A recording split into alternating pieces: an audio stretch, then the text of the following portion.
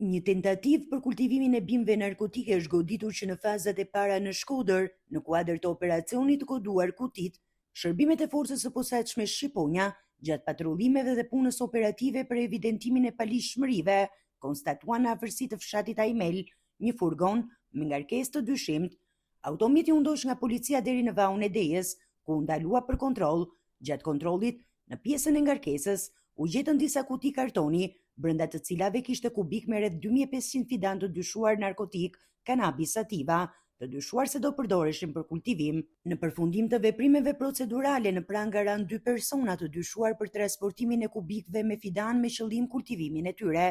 Të arrestuarit janë shtetasit me iniciale SL, 23 vjeç, banues në Shkodër, dhe NP, 29 vjeç, banues në fshatin Mali i Jushit. Në cilësinë e provës materiale, u sekuestruan 2500 fidanët e dyshuar narkotik dhe furgoni që përdori për transportin. Materialet procedurale janë referuar prokurorisë për veprime të mëtejshme hetimore.